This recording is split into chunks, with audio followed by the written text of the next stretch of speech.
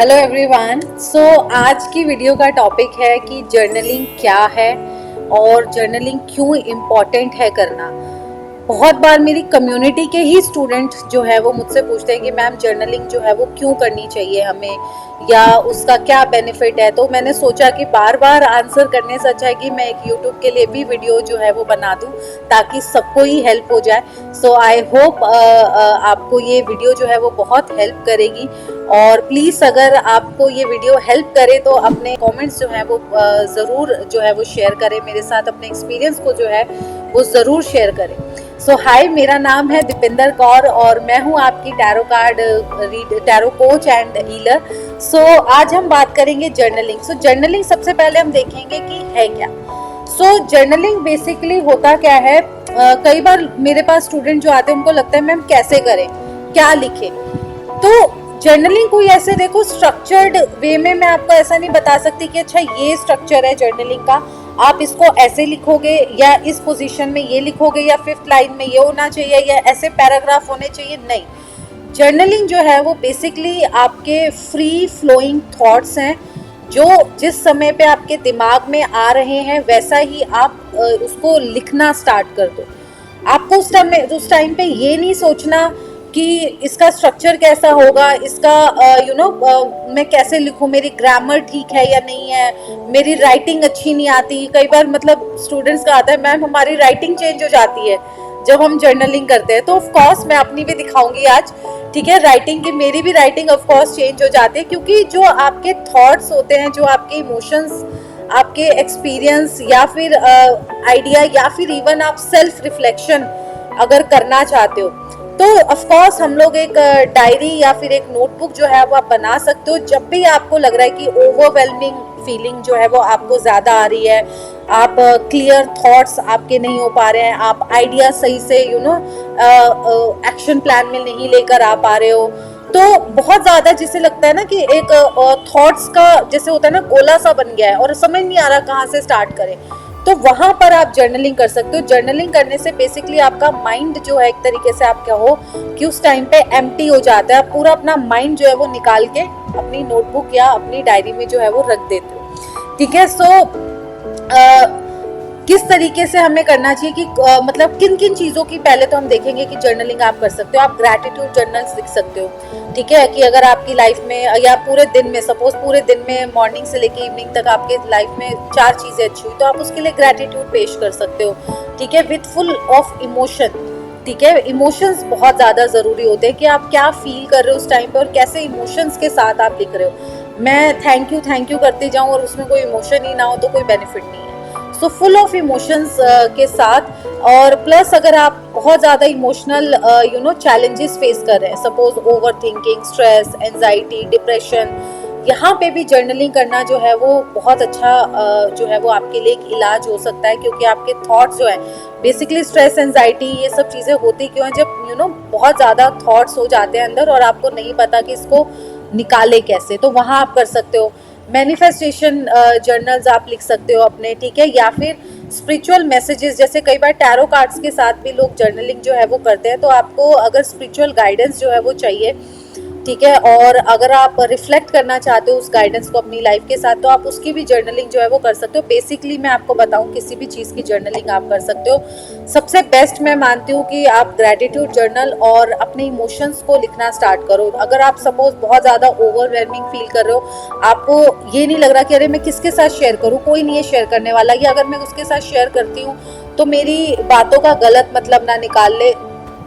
एक पर्सन से शेयर करने से ज़्यादा अच्छा है उस टाइम पे अगर आपको कोई ऐसा ट्रस्ट वर्दी पर्सन नहीं मिल रहा है तो आप उससे बढ़िया है कि आप जर्नल करना स्टार्ट करो अपने थॉट्स को। और जर्नलिंग करने के बाद कई बार मेरे पास ये क्वेश्चन आता है कि मैम हम इतना कुछ उसके अंदर लिख देते हैं तो वो रखना सेफ नहीं होता, तो क्या करें। आप बर्न कर सकते हो, सिंपल। जैसे मैंने तो ना ये अपने बना रखी है वो नोटबुक, तो मैं तो जब नोटबुक फिल हो जाती है ना पूरी तो मैं जैसे इसको ना अमावस्या या फुल मून डे पे बंद कर देती हूँ, ठीक है। जिस दिन ये पूरी भर जाएगी उस दिन अगर आपको लगता है आपके घर में कोई ऐसा पर्सन है जो पढ़ लेगा और प्रॉब्लम क्रिएट हो सकती है तो आप डेली लिखो, डेली बंद कर दो। आज आपने लिखा और तुरंत आप उसको बंद कर दो। बेसिकली आपको करना क्या है, उसको कोई आपको सजा के रखना नहीं है अपने घर में, आपको बेसिकली अपने इमोशंस, नेगेटिव इमोशंस उस टाइम पे निकालना है। ग्रेटिट्यूड जर्नल ऑफ कोर्स आप रख सकते हो अपने पास। सो नेक्स्ट टॉपिक पे जाते हैं, व्हाई जर्नलिंग इज इम्पॉर्टेंट। तो कुछ कुछ चीज़ें मैंने ऑलरेडी आपको बताई भी, जैसे कि इमोशनल रिलीज और हीलिंग। आपका इमोशनल रिलीज बहुत ज़्यादा होता है, मतलब कई बार जब मैंने स्टार्टिंग में, अब तो उतना नहीं होता मेरे साथ, जब मैंने स्टार्टिंग में जर्नलिंग कुछ 4-5 साल पहले करना स्टार्ट किया था, तब मुझे ऐसा होता था कि मैं आधा पेज ऊपर लिखती थी और आधा पेज नीचे मेरा गीला होता था, इतने आंसू जो है वो मेरे गिरते थे। सो बेसिकली क्या है कि आप अपना चाहे एंगर, चाहे सैडनेस या कोई भी आपको लग रहा है, और इवन आपकी नोटबुक आपको जज नहीं करने वाली, आप किसी भी तरीके के थॉट्स जो है वो लिख सकते हो। सो ये मेरा एक्सपीरियंस है, कई स्टूडेंट्स को नहीं आता रोना, बट कहीं ना कहीं वो अपना एंगर जो है वो जर्नलिंग के थ्रू निकाल सकते हैं। जैसे मैंने बोला, ये किसी भी तरीके का जो दबे हुए आपके अंदर इमोशंस है ना, उसको आप रिलीज कर सकते हो। नेक्स्ट आता है सेल्फ अवेयरनेस एंड क्लैरिटी। जैसे हम लोग बोलते हैं ना हैंड राइटिंग ग्राफोलॉजी में कि आपकी माइंड की राइटिंग है, तो आप अपना पूरा माइंड निकाल के अपने पेपर पे रख देते हो उस टाइम पे। तो बेसिकली क्या है, इमेजिन करो अगर आप बहुत ज़्यादा ओवर थिंकिंग से गुजर रहे हो, आपको खुद के बारे में ही नॉलेज नहीं है। कई बार क्या होता है, मुझे पता है अच्छा मेरे हस्बैंड को क्या पसंद है, मेरे बेटे को क्या पसंद है, मेरे बेटे को क्या करना है उसकी लाइफ में, मेरे हस्बैंड क्या अचीव करना चाहते हैं। मैं आपसे पूछती हूँ कि आप क्या अचीव करना चाहते हो अपनी लाइफ में, आपके क्या थॉट्स है अपने बारे में, आपको क्या पसंद है, ठीक है, आपको क्या क्या चीज़ें करना पसंद है, आप कितना फ्रीडम पसंद इंसान हो। आपको मतलब 90% केसेस में मैं देखती हूँ कि हम लोग सेल्फ सेक्रीफाइसिंग वाले फेज में ही रहते हैं, तो वो चीज़ नहीं करनी। जितना ज़्यादा सेल्फ अवेयरनेस आएगी, उतना ज़्यादा सेल्फ केयर की तरफ आप आगे बढ़ोगे, आपके ट्रिगर पॉइंट्स जो है वो यहाँ से रिलीज होंगे, आपकी स्ट्रेंथ इंक्रीज होगी और आपकी हिडन डिजायर्स जो है, जो आप करना चाह रहे थे, वो आप कर पाओगे।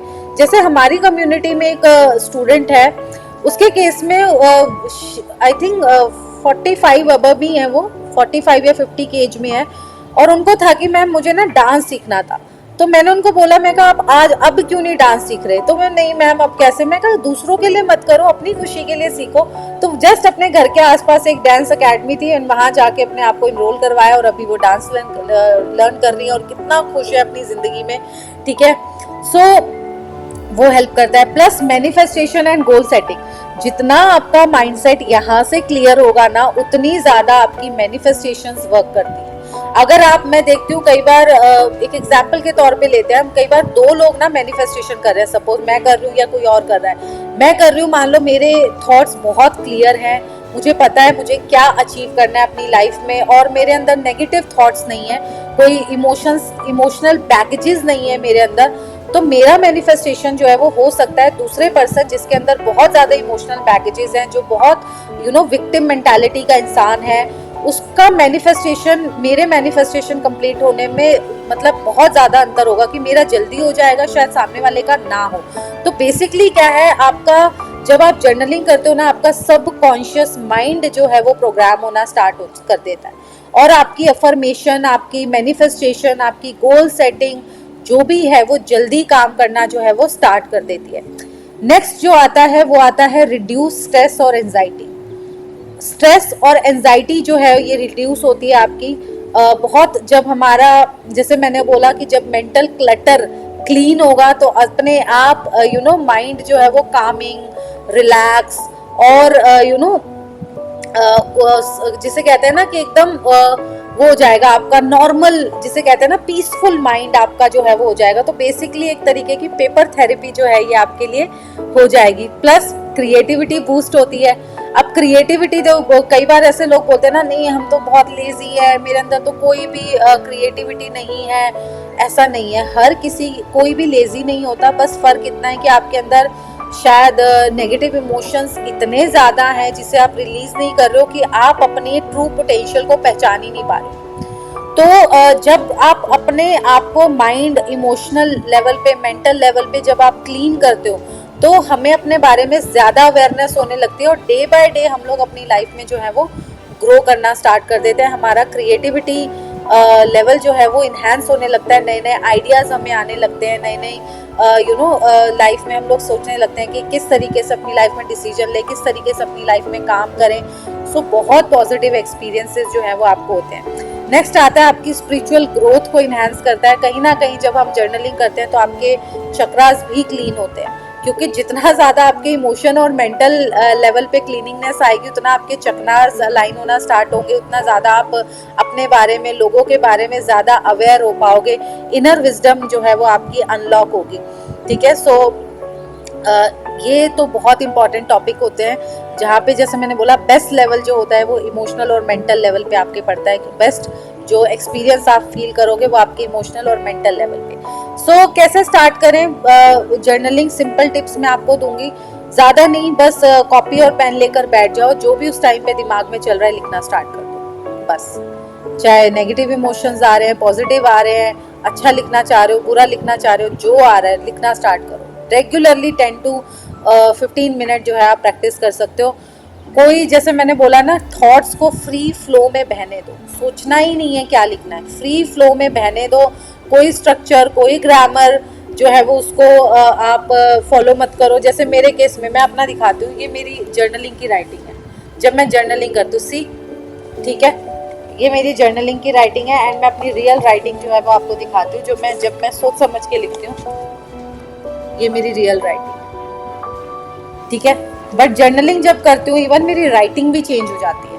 सो जैसे मैंने बोला ना कि आप ज़्यादा सोचो मत, ग्रामर अच्छी आ रही है, बुरी आ रही है, क्या लिख रहे हो। कई बार तो खुद पढ़ोगे ना, बाद में बैठ के लगेगा यार ये क्या लिख दिया। बट ट्रस्ट मी गाइस, मतलब ऐसा लगेगा कि ना एक पत्थर रखा हुआ था दिल के ऊपर, उसको उठा के अपने से साइड में रख दिया। ठीक है, बहुत ज़्यादा पॉजिटिव इम्पैक्ट जो है वो इसका होता है। और जैसे मैंने बोला, आप बर्न कर सकते हो इसको, अगर आपको डर है कि कोई पढ़ ना ले आपकी डायरी, और अगर आप रख सकते हो, जैसे मेरे केस में मैं एक नोटबुक बनाती हूँ, नोटबुक जब ये कंप्लीट पूरी फिल हो जाएगी, मेरी भर जाएगी, तो उसके बाद मैं इसको बर्न कर दूंगी। तो बेसिकली मैं बर्न इसलिए करती हूँ क्योंकि मैं अपने नेगेटिव इमोशंस को इवन अपने घर में भी, वो चाहे रजिस्टर के या कॉपी के तौर पे ही हो, वो भी मैं रखना नहीं चाहती। मैं चाहती हूँ वो निकल ही जाए मेरी लाइफ से। और कई बार लिटरली ऐसा हुआ है मेरे साथ, जब मैंने अपना जर्नलिंग नोटबुक बर्न किया है ना, तो उस टाइम पे भी मैं रोई हूँ, क्योंकि वो रिलीज होता है उस टाइम पे आपका, और बहुत अच्छी फीलिंग जो है वो आती है। So thank you so much video को एंड तक देखने के लिए। आई होप आपको ये वीडियो जो है वो यूजफुल लगी होगी, और अगर आपको यूजफुल लगी हो तो प्लीज सब्सक्राइब करना ना भूलें। Thank you so much, and अपने कमेंट्स जो है वो भी छोड़ें कि आपके जर्नलिंग करने के बाद क्या एक्सपीरियंस है। तो thank you and bye bye.